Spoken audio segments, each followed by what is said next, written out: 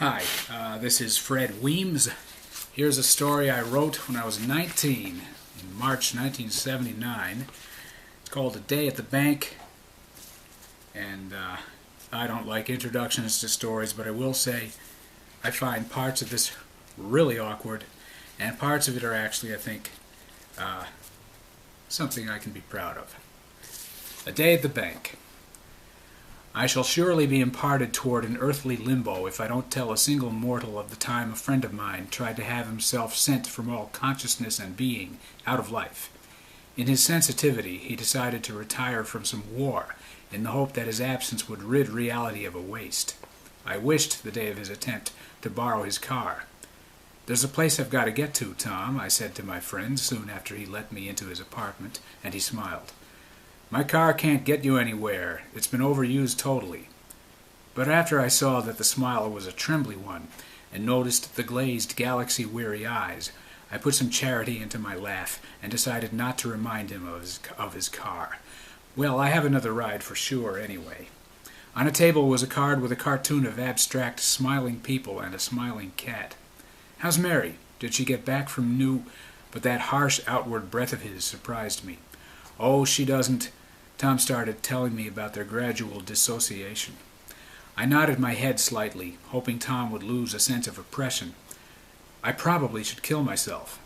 Now I was sure Tom had cried, "Munjoy!" not died the innocent victory death, and was watching the gruesome scene, hearing a satanic rhythm.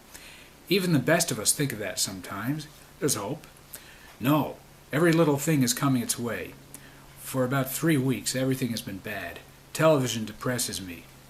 Television's been pretty bad lately, and art. I can't take those worried, unheroic guys who take your time up. I picked up the card of the cat and the people from Mary. "Tom, there's even something good in this. Put it down." I put it back on the table noncommittally. I said, "Rest up. You'll find something worth living for."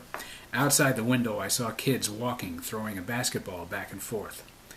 "I should have been part of a gang," Tom said. "Well, Tom," and I stood up and stretched, "I gotta be going now," I said, after I showed him that I had let his words seep in. "Now? I told some people I'd see them in about a half hour." "Well, Tom," and I shook his hand and was practically at the door when he said, "Dave, do you really have to leave?" I wanted to be with these people very much, but I had to help revive Tom's spirit. I came back and sat down, saying, "No, it's all right." When I called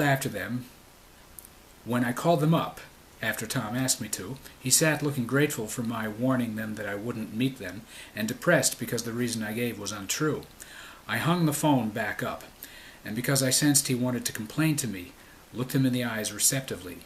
Tom complained about many things now, about the past and the future and the present. I hope you understand. I understand. These sentences were spoken regularly, Tom's with a freshness of curiosity, mine, I hoped, with hope. Then he pulled a box out from under his couch and opened it. I saw a gun. About 6 feet behind him was a pantry hall. To his right, about another 6 feet away, was an open window. I sat in a chair across from him. Between us was a fold-out table. To my right, the couch faced the open window. There was a little kitchen in a recess behind me.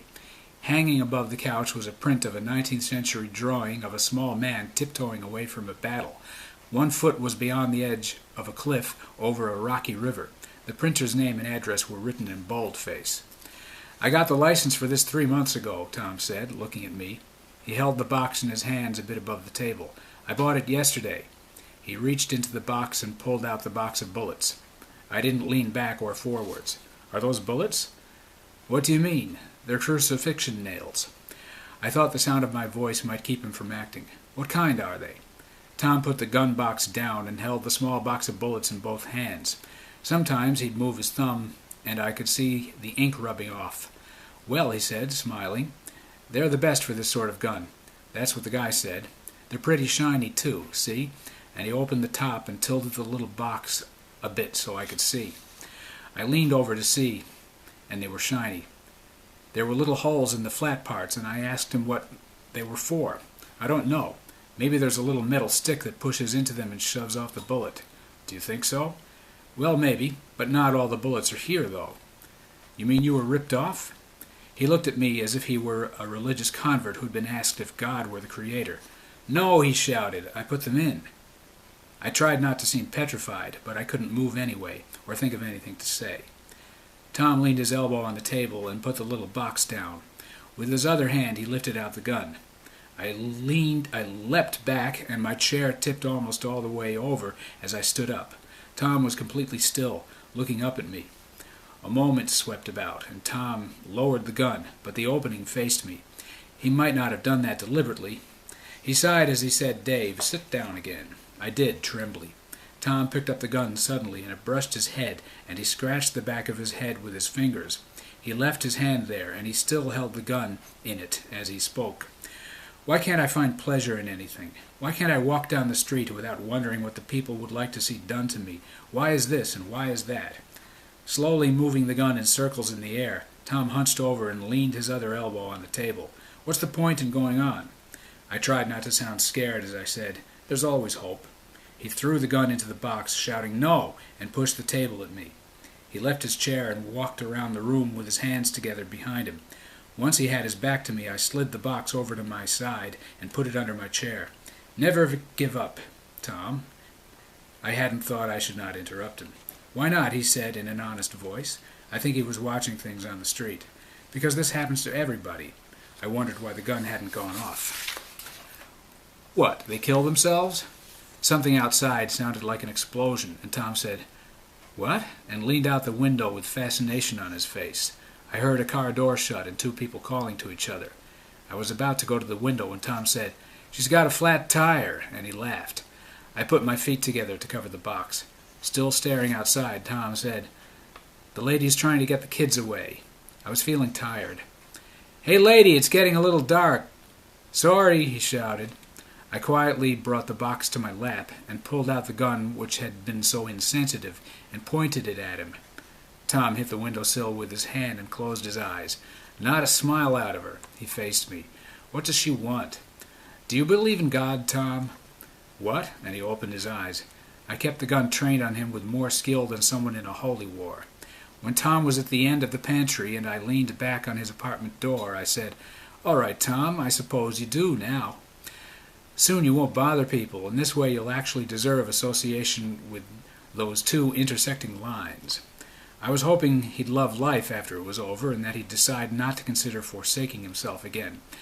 After preparing myself for a hollow click and Tom's shout, I pressed the trigger and was flung back on the door. The gun fell to the floor, and another shot went off, putting a hole into the wall. I ran over to him. "Tom, don't touch me. Did I hit you?" He swung his arm to hit me on the head, but I moved out of the way. As he moaned, I saw the man in the old poster dangling by a strip, and the general on horseback didn't have a hat anymore. He still looked surprised. "Are you all right?" He stood up under a shelf and banged into it, and fell down again. "Now I'm not." The man over the cliff fluttered to my feet. I stood quietly for a while and asked Tom if I'd hit him. He didn't move. "No." "I didn't think you actually had bullets in it. You scared me to death there." I sat on the floor. I sat down on the floor. "Dave," he said, "should we fix the lady's flat?" We laughed all the way to the street. The lady had a "Hello, my name is" sticker on, and when she saw us, she said, "Good has won out."